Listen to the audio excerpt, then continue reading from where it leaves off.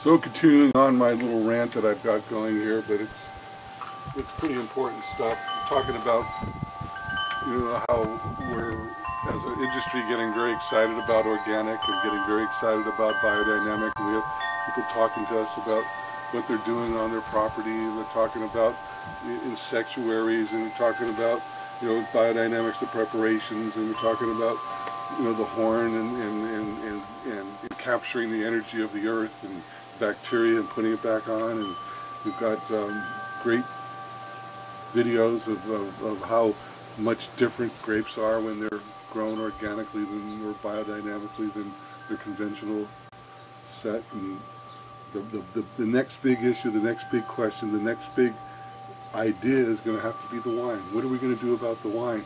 If we're organic, you can't add chemicals to the wine. If you're an organic farmer and you stand out in front of a camera and you say, I grow my vegetables like this, and describe the composting and how they're grown, and it's a totally organic, natural way of doing it.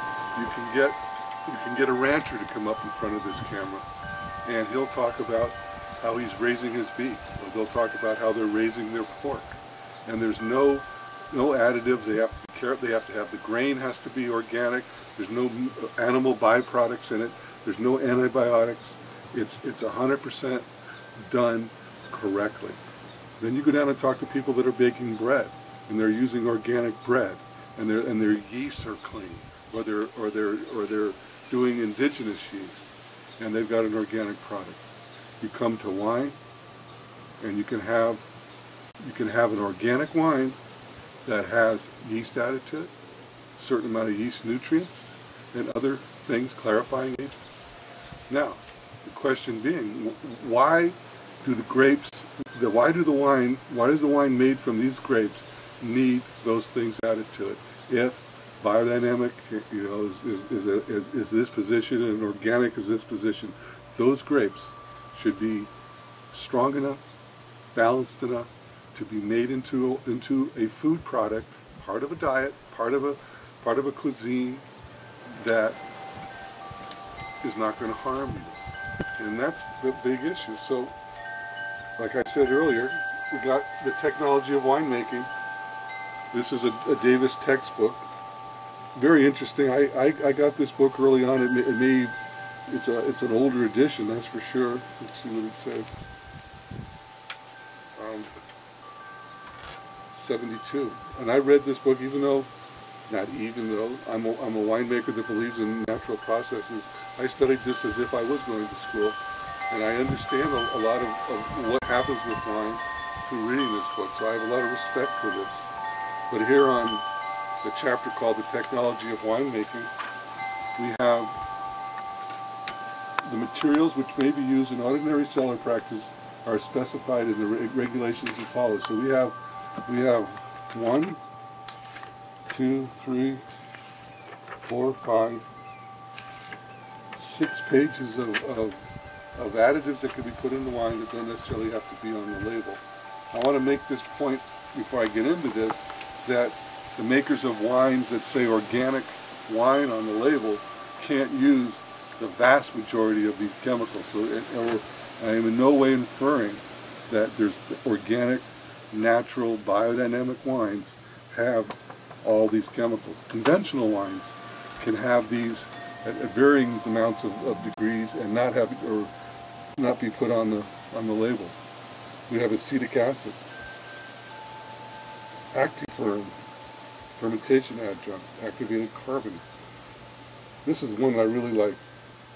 Aferin to reduce trace metals from wine. So we got this really neat thing over here. Copper sulfite. Copper sulfite is in the form of copper sulfite, anyway, to clarify and stabilize grape wine. And the next one is Cufex, to remove trace metal from wine. I wonder if there's a combination or a relationship between the two. Here's one that I really get a kick out. Defoaming agents. They use these defoaming agents when big tanks are being filled up and they're foaming, and they don't want to have to wait for the wine to settle down. Put some of that in. Diammonium phosphate, yeast food and distilling material. Diethyl carbonate to preserve wine. Eggs, they use eggs to clarify wines. That's a problem with people that are vegans. We don't use any clarifying agents, so we've never used eggs in our wine. You could have an organic wine that does use eggs. Egg whites are a great way of clarifying a wine. There again, that needs to be put on a label for those people that aren't into animal products. We've got fulgar to clarify wine, fumaric acid, gelatin to clarify wine. So there's another place where there could be some problems with strict vegans, that the gelatin, if it's made from animal bones, that needs to be put on the label. So even an organic wine that has had fining from a gelatin needs to be put on there, so that there are certain people that don't want that in their diet. Got glycine, you got granular cork to treat wine stored in redwood and concrete tanks.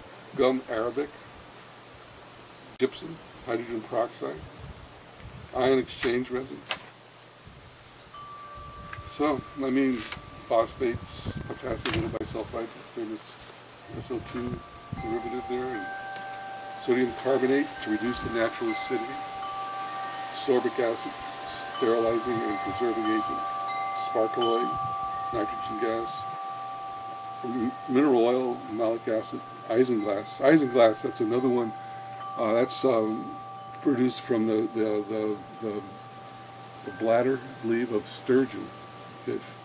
So if a wine's been treated with this, there again, vegans and people that don't believe in eating animals need to know that if the wine's been fine with that. And I think in all actuality the potential of having anything in there is pretty slim. But I think the idea, more importantly, not that it's in the wine, but the fact that people believe that we should exist without those products. That's the more important point. I had a call today from a guy that was into problems that people have with flour and gluten. And he tested our wines. He called me up to congratulate us and say there's absolutely none detectable. In a lot of wines, he sees gluten up to 20 parts per million. And he attributes it to the use of certain yeasts that produce a gluten-like. I'm no chemist, but it's an interesting thought. Oak chips, we got oak chips. Sulfuric acid, there's a great one, to affect a favorable yeast development in distilling material. So that people that drink booze are not going to have to worry about that one. So urea, that's one that's always bothered me. I mean, urea to facilitate fermentation in wine. Urea is also the chemical, the fertilizer that conventional farmers use for their nitrogen. We got Veltol, which is maltol. So, and then we've talked about all the different yeasts and yeasts that are super yeast that can work in a real high sugar content to get a wine dry. And you can talk about yeast that give you certain flavors, certain tropical fruit, exotic fruits, exotic flavors. That's why I use natural yeast. It expresses where the grapes come from. It's so important. So important. So the idea being that what we're doing here isn't necessarily the best way or the only way, for sure. I mean, there's lots of different. If wine or truth is in the middle, there's many spokes to it. But I tell you, you really got to start looking at what's going into the wine and what people are putting into their bodies and what we as an industry are putting into products.